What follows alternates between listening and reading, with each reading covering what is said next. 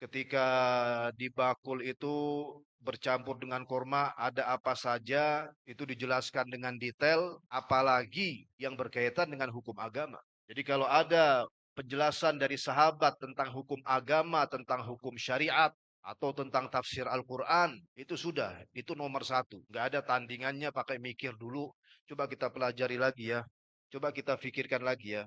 Coba kita teliti lagi ya. Nggak bisa, itu pasti benar. Karena mereka itu menukilnya penuh dengan amanat. Ketika mempelajari, seringkali kita sampaikan dari tafsir Ibnu Katsir, dari perkataan Abdullah bin Abbas. Itu diterima. Bukan sok-sokan. Ada orang sok-sokan. Kita pelajari dulu. Ini sanatnya benar apa enggak benar ke Abdullah bin Abbas. Wallah sanat ente yang enggak benar. Ente ketika sok-sokan kayak gitu, sanat ente ini gimana? Siapa yang ngajarin ente sok-sokan ke para sahabat tuh siapa? Sanatnya tuh ya apa? Al-Imam Al-Hafidh Ibnu Katsir berdusta tak atas nama seorang sahabat. Mungkin dengan disengaja gitu, berbohong.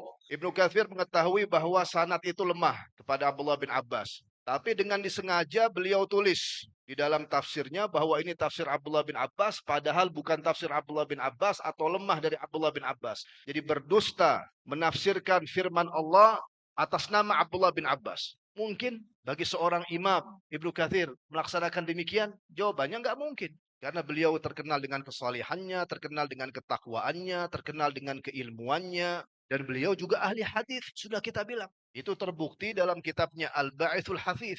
Dalam mustalah ilmu hadis. Beliau ahli hadis. Jadi beliau tahu sanatnya, bukan nggak tahu. Tahu riwayatnya, bukan nggak tahu. Makanya, kenapa kita ngomong seperti ini? Karena ada orang-orang yang kurang ajar di zaman sekarang mencetak tafsir Ibnu Katsir dengan namanya Sahih Ibnu Katsir. Itu orang kurang ajar. Kenapa dia mencetak dengan namanya Sahih Ibnu Katsir? Di pandangan dia, riwayat-riwayat yang tidak sahih dia hapus. Terus dia cetak kembali dengan namanya Sahih Ibnu Katsir. Ini namanya kurang ajar. Wallahi demi Allah.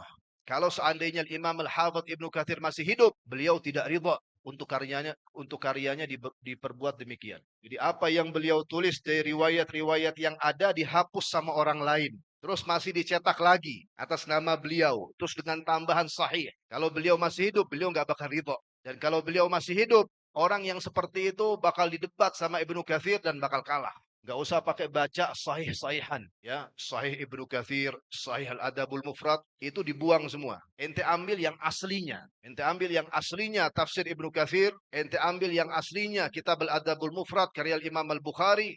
Itu jauh lebih berkah daripada yang sahih itu yang sudah diobok-obok sama orang-orang yang tidak bertanggung jawab. Yang di pandangan dia lemah, padahal itu tidak lemah.